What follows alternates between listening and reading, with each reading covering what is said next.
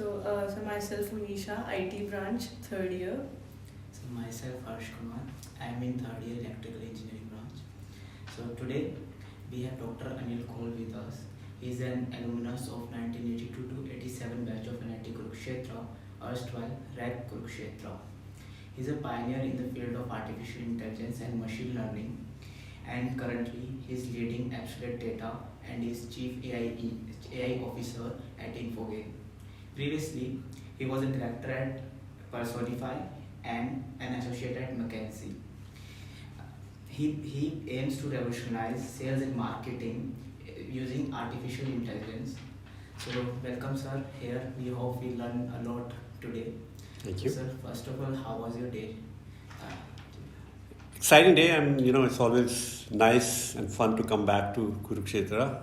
I actually have a long association with Kurukshetra. I, of course, spent 5 years during my college undergraduate degree.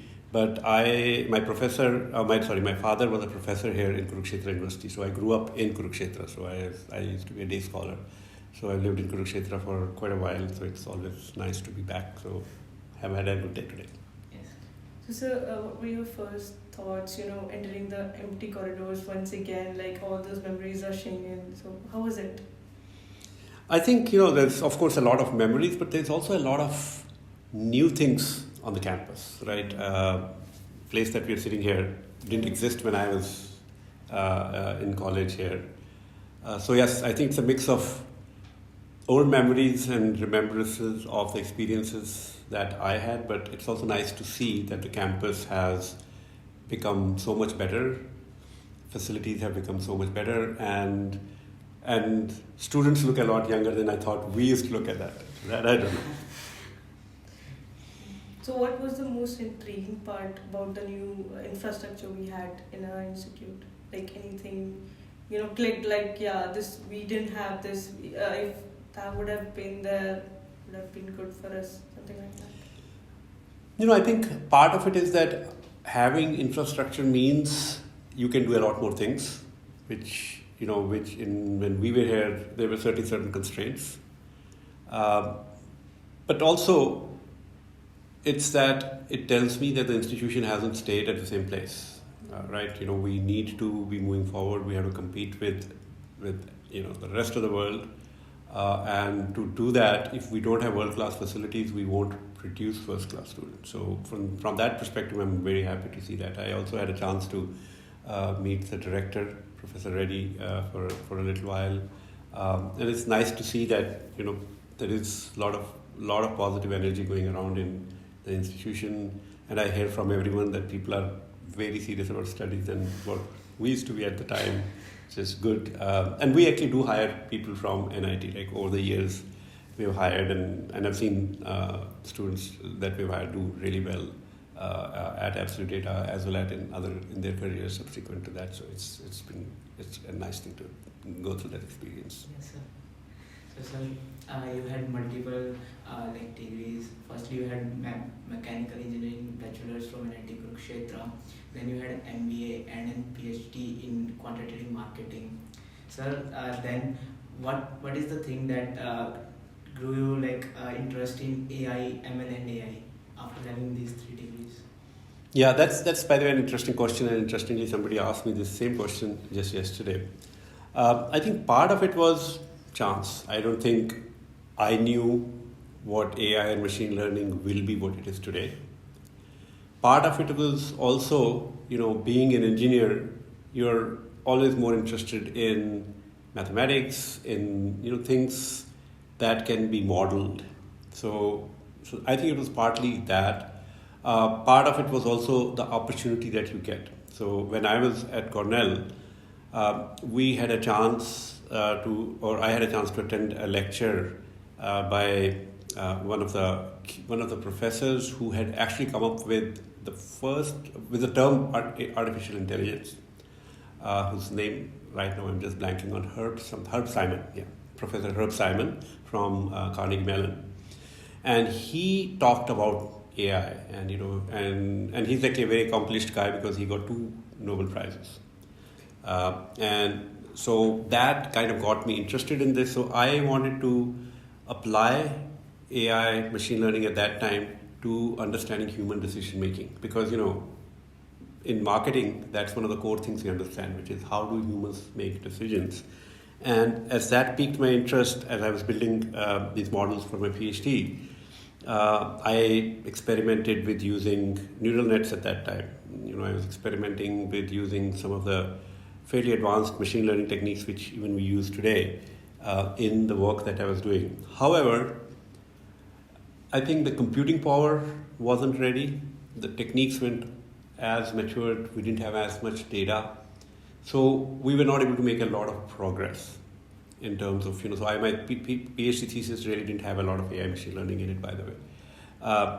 However, that did ensure that, you get a deep understanding of what these techniques are and also understand the power of what it can actually accomplish. And today, when you got all the things that were required to come together, very powerful computers, lots of data, and by the way, also cheap computing power, and then the fact that you have problems that can be solved with all of these things, and hence that means there's economic value that you can generate. You suddenly find that you can now take all that experience of understanding the business, which I've developed over the years, and combine that with what I had learned in my school, and create solutions that are able to solve those problems. So that is, to me, being the exciting part. As I said, again, it was never planned in that way. It was just an area that I was interested in. I played around with it, I experimented with it, and then fortunately, today, when all of this has become so hot, I can, take a lead in that and be able to do things based on all the experience that I have developed over the years. Yes, sir. Sir, we from your previous interview got the story that you actually run a neural network at Cornell supercomputer, and that sparked your interest in AI, right? So, sir, if you can tell us, what was the neural network was designed to do, and how it sparked your interest in artificial intelligence machine learning?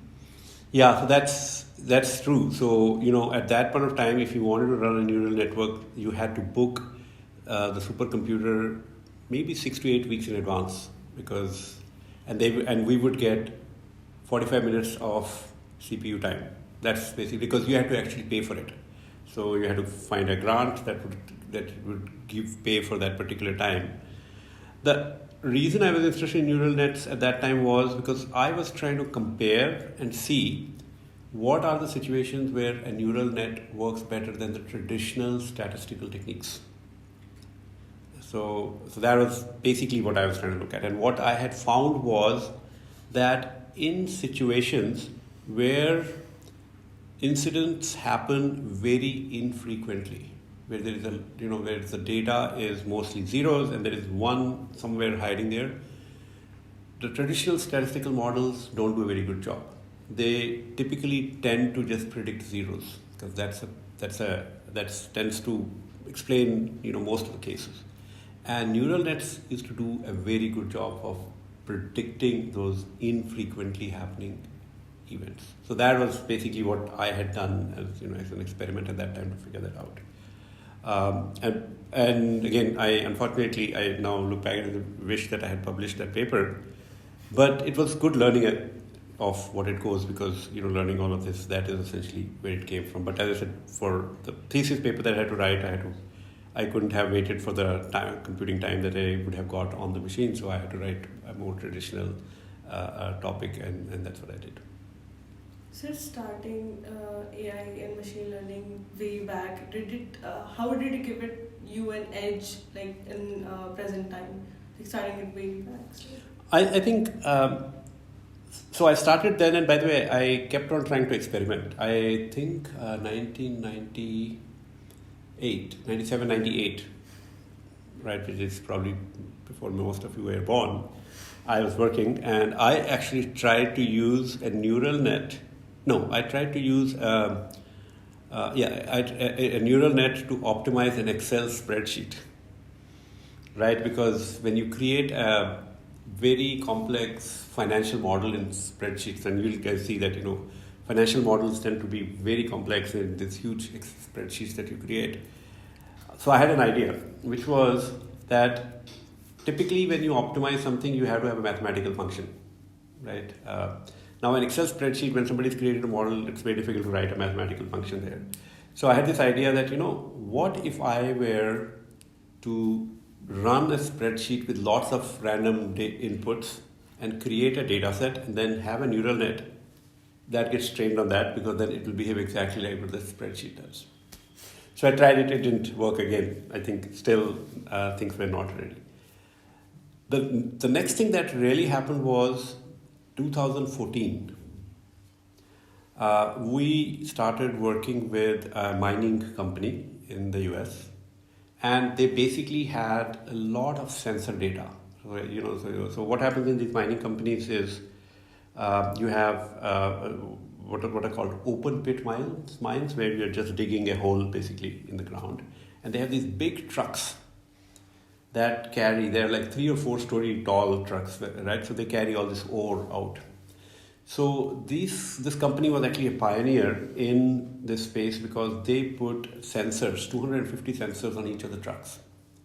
And they were getting real-time data from those trucks, and they were trying to analyze the data. And we actually started working with them, and I realized that our traditional statistical techniques aren't going to solve this problem. And at that time, I was able to go back to my machine learning training, and we actually created the first set of machine learning models in 2014, which was way before machine learning and AI became the buzzwords that they are today.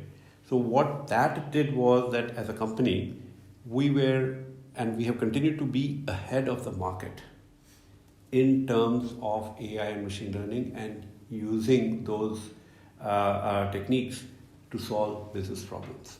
Right? So that puts you in a very good position. And now it's actually, by the way, very common to talk about predicting failures in machines. We did that in 2014. We built models that would predict when the engine of those trucks is going to fail, when should they be doing oil change in the trucks, when should a driver be asked to drive faster or slower when they're carrying the load on the truck, all of those. And having known about all of these things before gave us a chance to do that before others, and which, by the way, then gives you a pretty significant business advantage, because I many times still present that case study to our clients, particularly new clients, and I tell them, I'm presenting to you a case study that's from 2014, right? So that you know that we've been doing this for such a long time, and it's not something that we just picked up in the last 2-3 years, as most of companies have. So basically, your experiment back in Cornell helped you there, like statistical data, like models not that efficient, right? So sir, you mentioned that back in Cornell, you used to have a booking of 6 to 8 weeks prior to have the computational power for 23 minutes only. In 2022, we have various clouds which provide free computation power, and there's a lot of change from Cornell to till date. So sir, when someone of our age or anyone is going to start their journey in artificial intelligence machine learning, so sir, what would be your advice to them? Yeah, so I think, the world has changed quite a lot, by the way. Of course, from Cornell, which is the 90s, quite a lot. Even from the time I started the company. I remember our first project, I was working on something and I realized that I needed more computers than I had in our company to run some models. I borrowed laptops from all my friends, so I had 12 laptops running simultaneously because we were running this model which was fairly complicated. So today, most of the people do that in 5 minutes, by the way. Right? So basically what has happened is that the resources that you need to do AI, to learn AI, to actually run it on data sets, they are very much available. The challenge that was earlier was, how do I find resources, now how I do it? I think that today does not exist. You can get computing power relatively cheaply.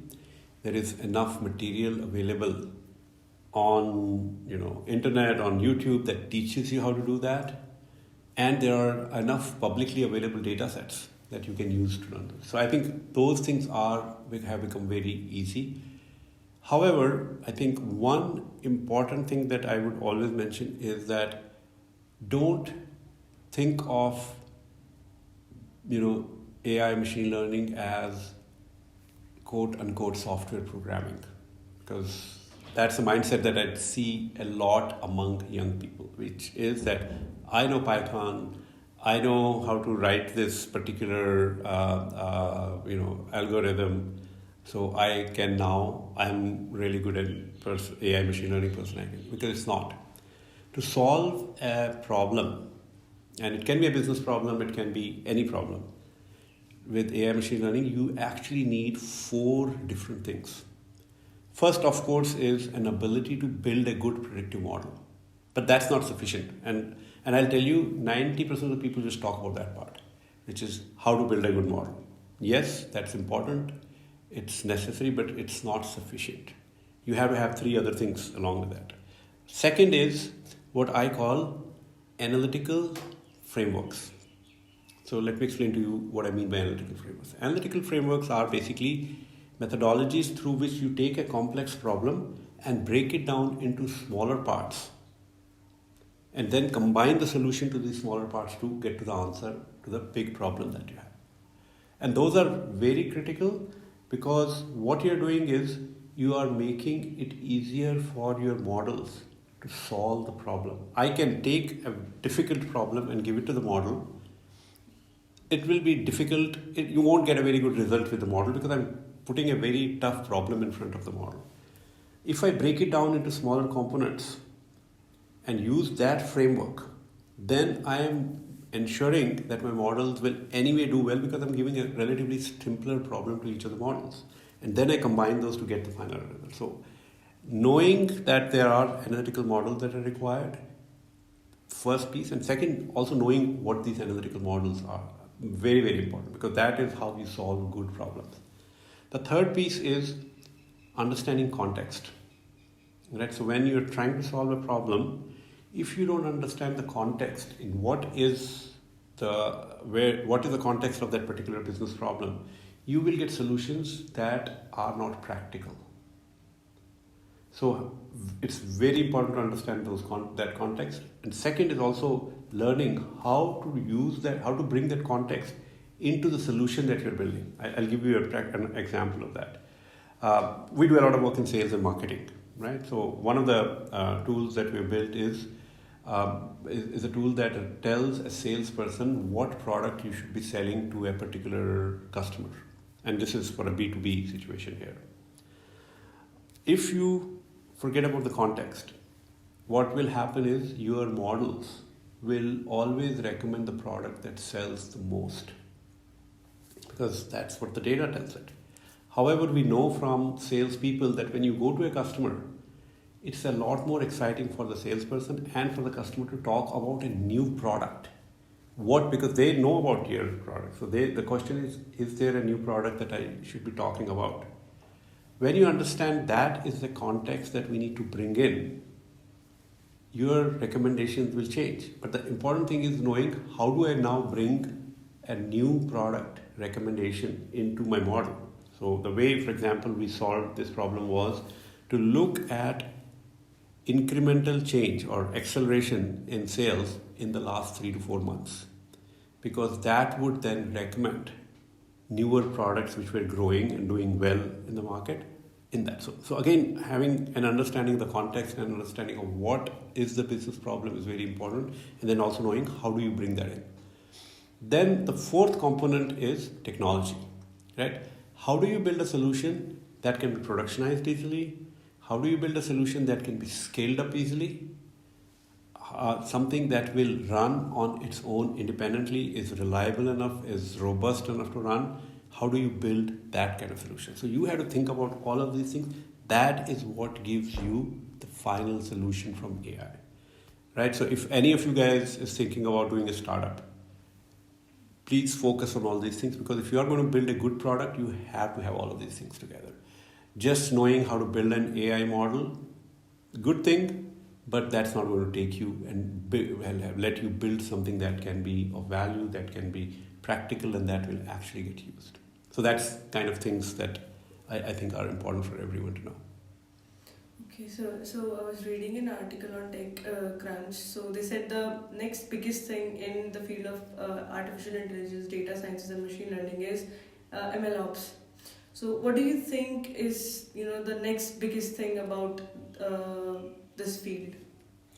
Yeah, I think in fact, I would say more than ML ops, there's a term called XOps, which is becoming more quite popular now. So it's basically data ops, ML ops, AI ops, and I'm sure there will be other ops that will come in.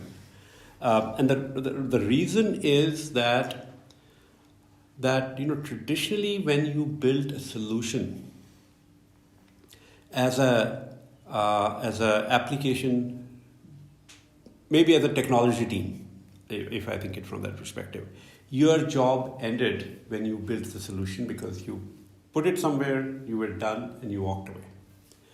Today, when you build a solution, typically it's built on the cloud.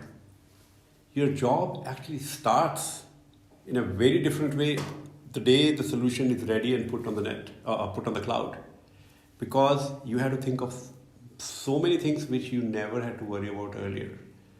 You had to worry about how am I going to bring the data on a regular basis. The data could change. There could be breakdowns in data pipelines that you build. So this is where the data ops piece comes in. So I'm not just building a solution and walking away. I have to then also keep that solution running. ML ops is focused on how do I make sure that my models are robust, are continuing to give good predictions, and so on. AI ops is how do I ensure that my AI part is not getting affected by biases that are coming in. It is not going in a direction or giving the kind of recommendations that don't make any sense. So you have all of these things that have to continue. And this is actually, by the way, fairly new thinking for a lot of clients, because when I work with our clients, I do find that they're very focused on, we've got this application, it's going to be launched on this day. They haven't thought about that the day after, actually there's going to be a lot of other work that we have to be doing, which we hadn't thought about. And I'll give you an example, another thing that I have not actually heard a lot of people talking about. So when you're building applications on cloud, you have to think about the security aspect of that. Like as a AI company, we would never think of cyber security being a big piece unless we wanted to do AI cyber security. But then we realized that if we are building an application, even if it's a sales marketing application, it's an application for consumers, we got to now think of, there could be DDoS attacks on that.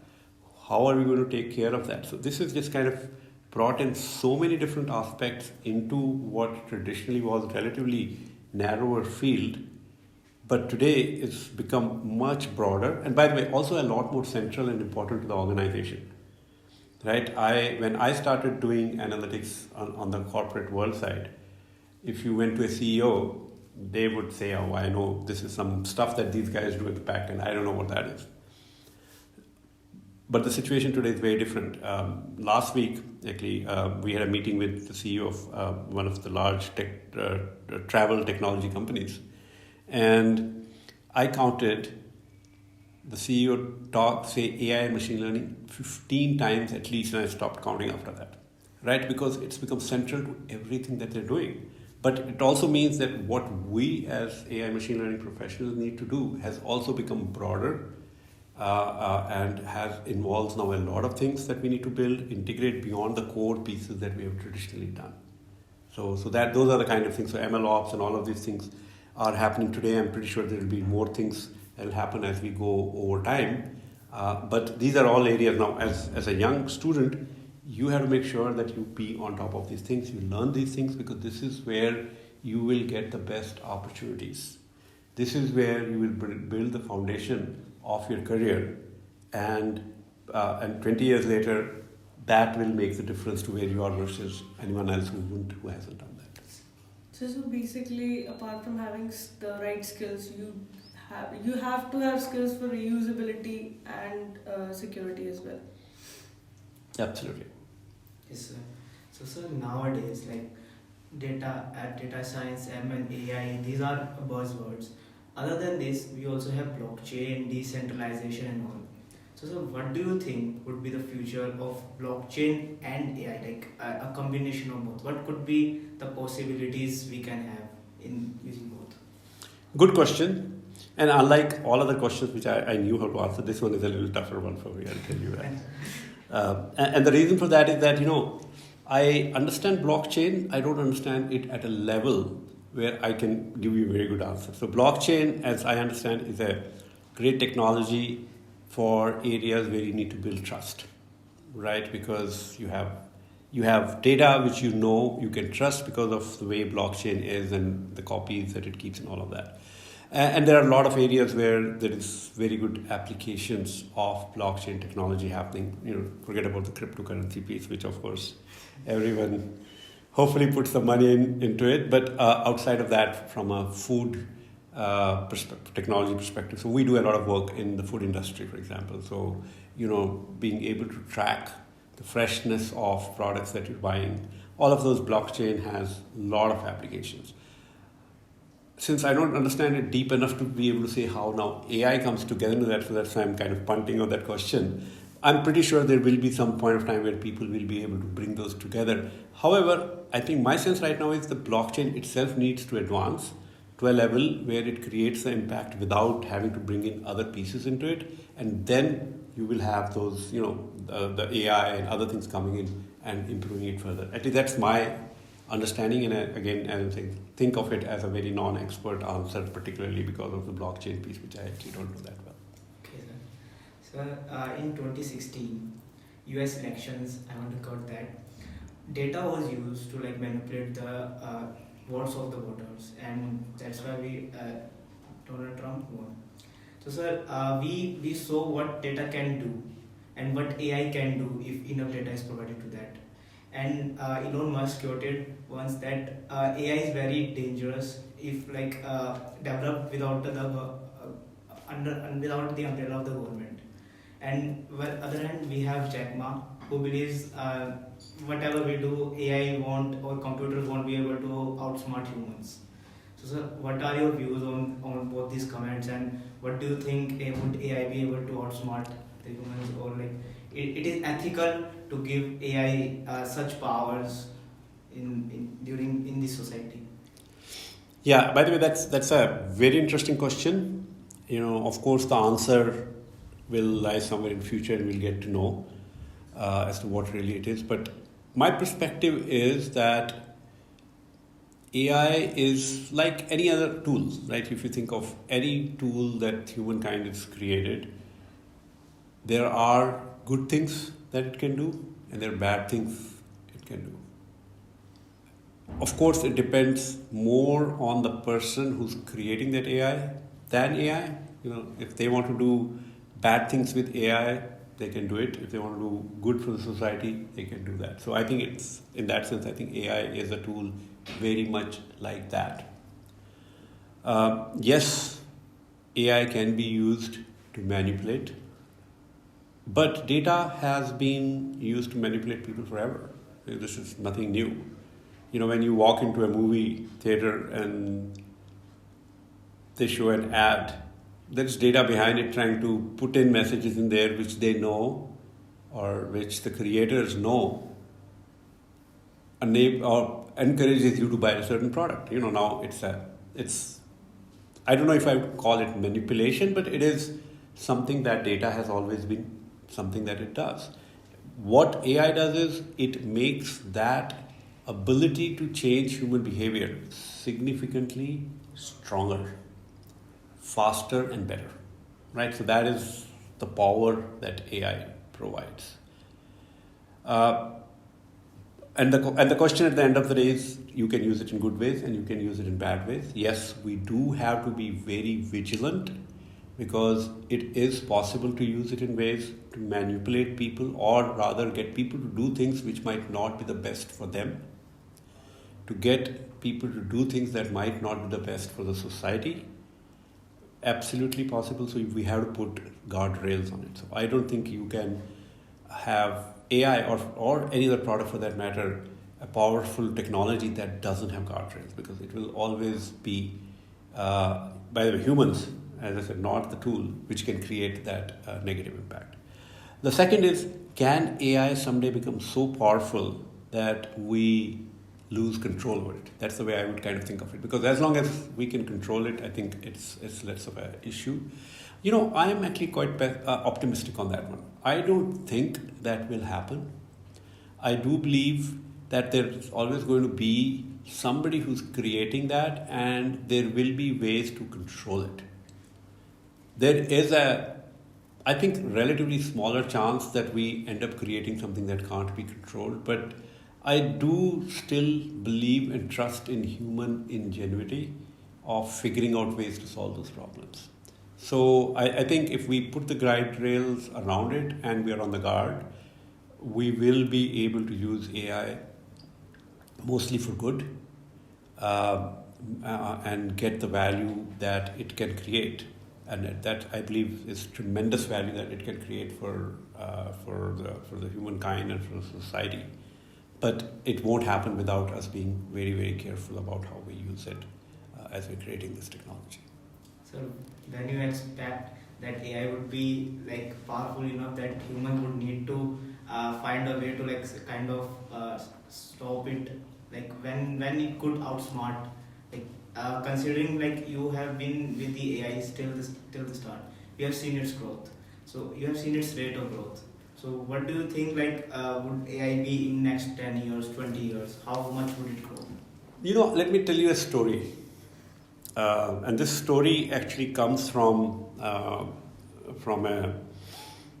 lecture that I'd heard. So in AI development, one of the key moments was when IBM developed Big Blue, right? So Big Blue was a computer that used to play chess, and the big moment was when Big Blue defeated Kasparov, who was the world chess champion. And this is, by the way, a TED talk that Kasparov gave. So when he lost to Big Blue, he was pretty down, right? Here is somebody who's the best human chess player, and he loses to a machine. So after that, what he found was that there was a new type of chess that came up, and I don't know if any one of you guys is a chess player. You would probably know a lot more about than me. It's called freeform chess. So in freeform chess, when you play against your opponent, you can use any resources, any aids, any computers to play the game. So there is no restriction on, it can be multiple players playing together. It could be that you're using a computer. It's all allowed. So Kasparov found out about it, and he said, I'm the best human player. IBM has the best AI machine that plays chess. Why don't we combine and go and win this championship? So IBM partnered with Kasparov, and they participated in the championship, and they lost in the finals. And they lost in the finals to two amateur chess players who had 3 or 4 pieces. And there is a very interesting moral that comes out of this story, which is that it's not the best human that wins, it's not the best technology that wins, it is the combination of those, which is humans who know how to use technology, that wins. Right? So, and I kind of take that story and translate that into AI, which is, I believe, what is going to happen on AI is that people who are able to use AI in the right way are going to win. So what you will see is the progress, where the progress is not going to be just on improving the AI itself, but rather building AI that, in the combination with the people that are using it, is going to be coming out. So the humans are always going to be an important part of that technology. That's my kind of sense, my thinking, that this is what's going to happen. So it will be a combination of humans and technologies that will win at the end of the day. It's not going to be just technology, which is what we typically tend to think of when we say, how powerful will AI get? That's my conviction on that. So before indulging into AI, AbsoluteData used to be a very big name for big data. So how did the working change from that period to till date? Yeah, so when we started the company and where we are today, the goal that we set for ourselves has not changed. How we accomplish that goal, of course, has evolved over time. So the goal that we had set up was that we want to help our clients make the most optimal decisions for their businesses. So initially, it used to be with analytics, then big data came in, so we started bringing in all of that data in. Today, we use AI and machine learning, but the goal is still the same. The how part of it has evolved over time. The what we do has not changed. So we are still the same company, we are still helping our clients optimize decisions on sales and marketing side, but now, of course, we are using AI machine learning and we are using all the newer techniques that have come in, but we're still essentially doing the same thing. So in that sense, there's not a whole change in the nature and the evolution of the company. It's, of course, a lot of change in the tools that we're using, how we're going about it. Yes, sir. So, sir, you have experience in corporate world. You were an associate at McKinsey. You have an experience in a startup that is Personify. You build a startup from scratch that is AbsoluteData, and now you've been acquired, and now you're chief officer at Infogain. So, sir, you have in your professional life you had various roles and like very diverse roles. So, what are the key takeaways from each of these roles, and what are the working culture and ethic differences between corporate or startup? Yeah, so I think yes. By the way, that is true. I fortunately had very wide experiences. I've been in consulting. I have worked with data. I was part of AbsoluteData. We started the company, 3 of us, and our computers and nothing else. And now I'm part of a company that is 6,000 people and growing. I think the core learning that I've had through this whole journey is that you have to adapt. Which is that the success comes from being good at doing certain things, but also adapting those skills that you have, the knowledge that you have to the situation. When you are starting a company, the most critical thing at that point of time is, how do I do what I need to do with literally no resources available to me, no customers? Like, I remember when we hired our first employee, we started the company in Delhi at that time. So we actually just went to IIT Delhi and put posters and hired our first employee from IIT Delhi. But for that, you had to be very, you had to be good at convincing people. I still remember this guy, his name is Robin, came and told us that my parents are telling me what's wrong with you. You're finishing your degree and you're going to work for this company that doesn't even have an office right now, right? And so you have to have that conviction where you could convince people and say, this is an opportunity, please come and join. And then you adapt that, because then you have to use the same kind of approach to get the first customer, to get your second customer, to get the next set of employees that you need, right? So that is something that certainly remains common. But you also have to adopt your decision-making style. As a startup, you can take a lot of bets. As you become bigger, there is a lot more data available. So you have to learn how to use that data to make the decisions that you have to make. As you get larger, you also have to keep the human aspect of your company into consideration. How do I work with all the different people that we have in the organization? How do I motivate people to deliver on what is required? How do I share my vision and make sure people understand where we're going? And then as you move into a corporate world, it's a different scenario, but still basic skills that you have are the same. However, you have to adopt them in a different way. How do I work with people who are not reporting to me? Like when I was only just the CEO of AbsoluteData, my team reported to me, so I know they would listen to me. Today, I'm part of a much larger organization, and I have to work with other teams where they don't report to me and I have to get cooperation from them to do certain things. How do I get those people to work with me, provide the information that we need or support that I need? And so those are kind of things that you learn, adapt, think over time, have mentors who can help you build the right level of relationships through all of this. So those are, exactly, everyone has to adapt through it. And I think one other important thing I'll tell you is that as a professional or as a person, you have to know yourself, which is you have to know what is that I do best and what is that I enjoy the most. Because I have seen people who know this very well, that they know how to start a business and they're not interested in running and scaling up a business. And they've done very well because that's what they've done. I have a friend who started 6 companies and sold 6 companies now. And his thing is he catches things very early, in very early stages. He builds a company to about 100, 200 people and he sells it off.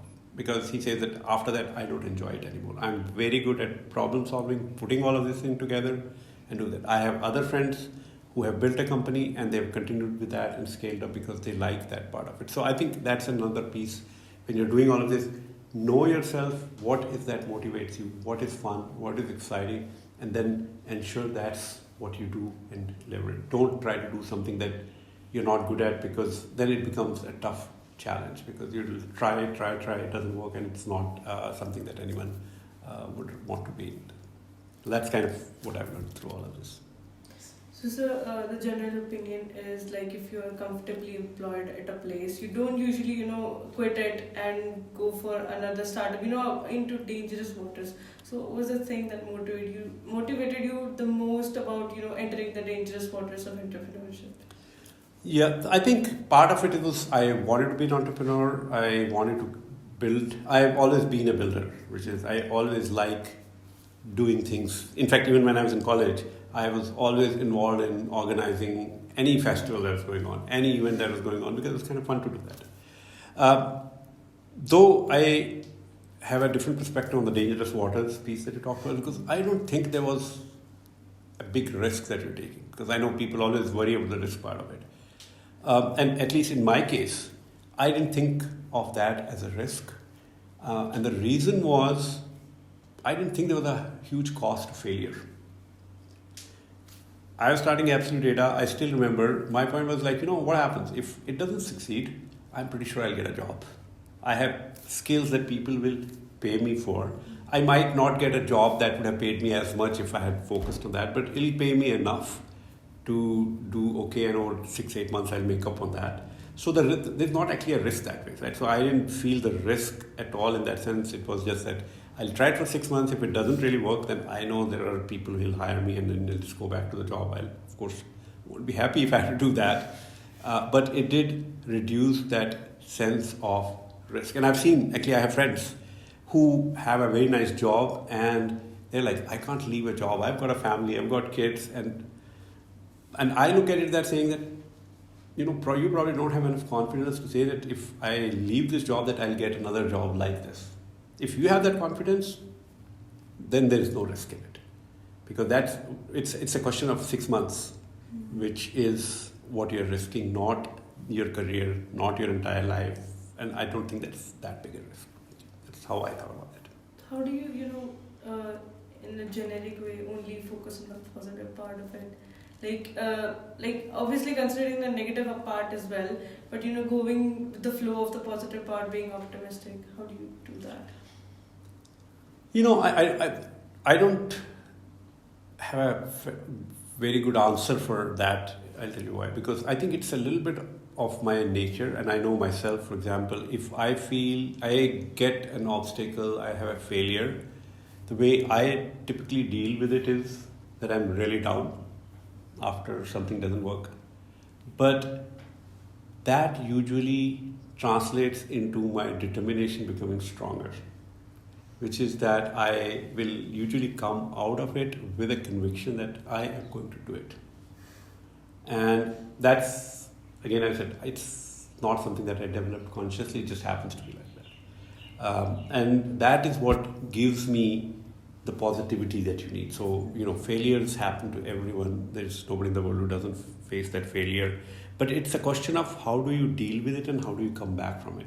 For me, it's usually been that if I don't get something, then my desire to get that actually becomes stronger, which means that I'll be down for a day or two. After that, I'm coming back and figuring out how am I going to make it sure that I really crack it this time. And then that becomes the motivation force to go back and do it again, get back on your feet and, not get bogged down by something that didn't work. So you've been to US, you've been to India, you created a startup here, had a job there as well. So what difference you see in the culture, in the startup ecosystem in US and India right now, and how do you think would both the ecosystem grow in the future? I think, the world has changed a lot, particularly when it comes to India in the last 20 years or so. So today we're in a very good place. We have not only a startup culture in India, but we have the support system and the ecosystem that you need. Many times, by the way, I'll tell you, I'm very envious of you guys. I wish I was young right now, because when we were doing this, you didn't have all the ecosystem in place. Though I also realized that today there's too much competition also, right? We had less competition, right? That was the positive part of it. Pros and cons. Right, so, but I do think that today we've come to a place where Indian ecosystem for entrepreneurship, for technology, AI, machine learning is world class. Companies that are coming out of India, people that are coming out of India are in no way different and no way less than any part of the world, and particularly when I compare it to the US. So we are in a very good place. And that's why you see so many, you hear about all the unicorns coming in, because that's where we are. And that's not only in terms of what is happening here, but it's also in terms of how people look at us from outside. 30 years back when I went to the US, anyone who worked in India and went to the US had to literally throw away their experience in India because it counted to zero. People would have to start from scratch. Today, that's not the case, right? If you work here for 3 years and you go to the US, your 3 years experience is 3 years experience. It's equivalent to, or almost equivalent to having worked in the US as well. So there's very little difference. I think that's a very positive thing. So you can actually easily move between India and US, spend some years here, spend some years in the US. It makes no difference where you have been. What matters is what have you really done. How have you done it rather than where you've done it. So I think that's a very positive situation that we are in today, fortunately, and for you guys as well, that you can go to compete at the world-class level. You have the support system, so go and create companies, go and change the world through those. So, sir, as you mentioned before that you were, involved in many of the activities that happened here. So, how did the activities or the environment of NIT Kurukshetra helped improve your personality in a holistic way? Yeah, I think part of what was good about Kurukshetra, and I'm hoping that continues, is that we are in a very small town, right? There's not a whole lot to do here, right? So what that did was that gave a lot of time and energy to create things, because we would be sitting having tea at Coca and saying, what if we were to do that, and then we would start at doing that, and that would actually happen. I was earlier telling you about the MBA and the IIMs. I was in my third year. We used to have a 5-year program at that time, right? So, and somebody told me that if you want to do an MBA, the best you can do is Chandigarh. No negative thing about Chandigarh, but in terms of rankings, it wasn't as good as IIM or any of those things. And I remember all of us sitting here and saying, that doesn't make sense. Let's figure out a way to crack CAT. Right? So the environment let you do that because there were not a lot of distractions. And we were all very close friends. We didn't have a lot of money, so we bought all these courses together as 5 of us, and we did all of the courses because we were sharing those courses, we were helping each other, and that's a spirit that I find doesn't exist at many places. You're individuals, you're doing your thing. While in Kurukshetra, we were, as a team, very close to each other, helping each other, and that helped us crack these things and figure out things which we wouldn't have been able to do otherwise. And I think there is a second piece also, which is, as I told you, I was not the most interested in engineering student. It was good, but wasn't the most exciting part for me. So the tendency used to be, we will start studying 3 weeks before the final exam. Yeah. So it's still there. Right? But yeah, I know all the professors who probably will listen to this aren't going to be happy about it. But when I look back at it, by the way, that was a very good thing, because what it taught us was, or taught me was, I've got 3 weeks to do something that I was supposed to do for the whole semester, right? So I need to learn how to prioritize. Figure out what chapters to study and what questions to study. Predict which questions are going to be there in the exams. And what is going to happen. Take all the old exams to figure out, what are the likely questions to. So I think you do develop pretty good problem-solving skills through that, right? So being able to figure out that I have short amount of time to get through this exam puts pressure on you to think in creative ways. We had come up with an interesting thing that we used to do, which is we would reduce the cost of books by sharing books. So we'd buy a book, take out all the chapters, so 5 people could use it. And then we would teach each other. Right? So I would take one chapter, another person would take another chapter. So that let us master the syllabus in a relatively short time. And that actually, by the way, let us do well in the exams as well. I wasn't at the top of my class, but I was in the top 6 or 7 or 10 or something. I was fairly decent in the final scores that came. But that was a result of this kind of thinking, which is what then you need in practical life. Right? When you have a job, when you are starting a company and you're in any situation, there is 20 different things you have to do.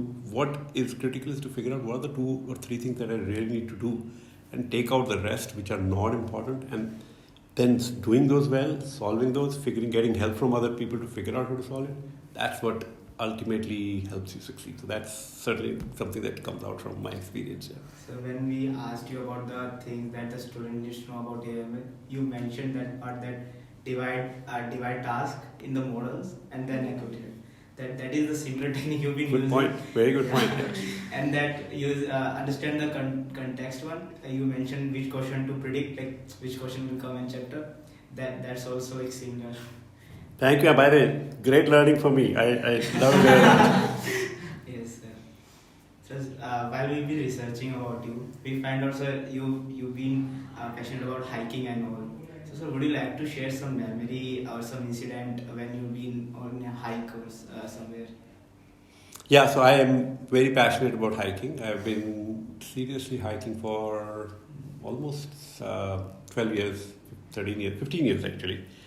I think the incident that comes to my mind is actually linked with something that I had talked earlier, which is that the first big hike that I did was climbing is in California in a place called Yosemite. So if you guys are aware of the Yosemite National Park, there is a hike called Half Dome. So you actually climb this mountain, which is about 10,000 feet. And the total hike is about 4,000 feet, from 6 to 10,000 feet. So my first hike, I made all the mistakes that anybody can ever make in one single go. Things like, I read what should you carry based on somebody on the internet. And of course, people on the internet write things which you should never be doing. So if I should have been carrying 5 kgs, I was carrying 15. Because people said, take 3 pairs of socks because the socks might get wet. Anyway, so I did all of these mistakes. So what happened was, when I started, literally at the end of my first hour, I could not walk. I literally could not pick up my leg and put it in front of the other leg. And I was very confused as what's going on, because everybody else is walking and they're having no problems and I'm stuck here. I tried a lot of things. I was carrying a can of Coke. I drank that, didn't help. I drank water. I ate chocolate. I literally bummed a cigarette from someone because I thought maybe nicotine will help me walk.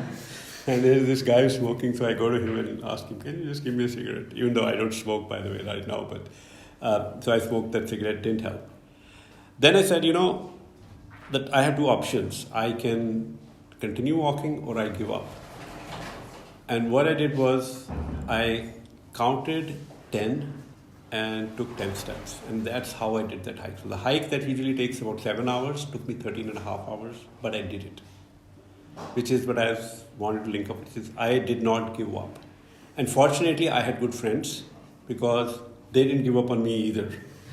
Right? So they gave me company. They would actually go and sit. In fact, one of them I found was sleeping, waiting for me because I was so slow.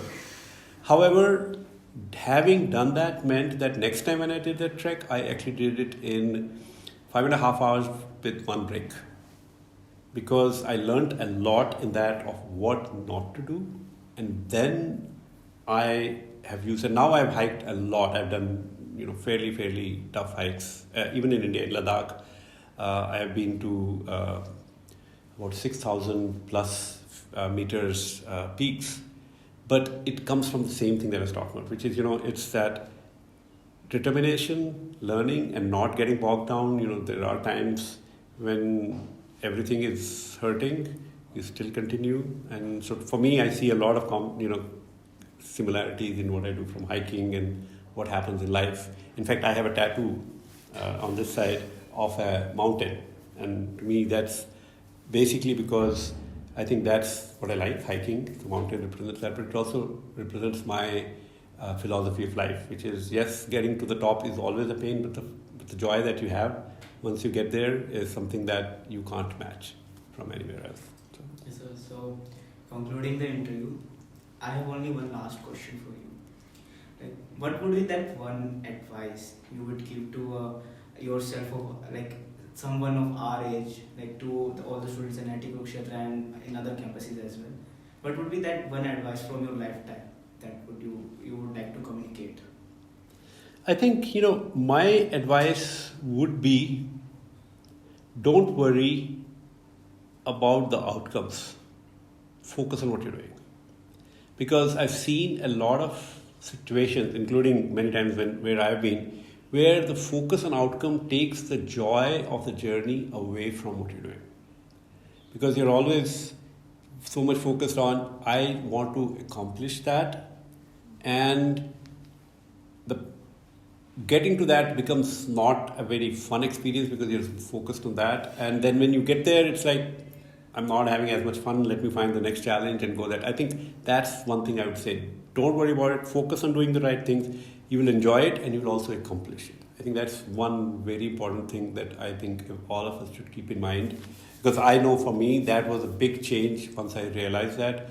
Because otherwise, it becomes a pain in terms of what you're trying to accomplish rather than enjoying what you're trying to accomplish. And that brings a lot, that makes life a lot much better. And it, by the way, also, lets you achieve things which you wouldn't have achieved otherwise. So that would be my kind of philosophical advice, a little less practical advice than what I think most of the people are to give. That enjoy it while you're doing it, enjoy that, but while you're keeping the focus on what you're doing. Don't just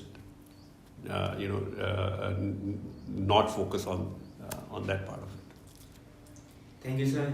There's been a lot of learning in this interview, and we are like very lucky to have a conversation with you, and we'll be sharing this on our social media so that everyone gets to learn from your experiences and what are your philosophies and all. Thank you very much, sir, for making a time in your busy schedule for this interview.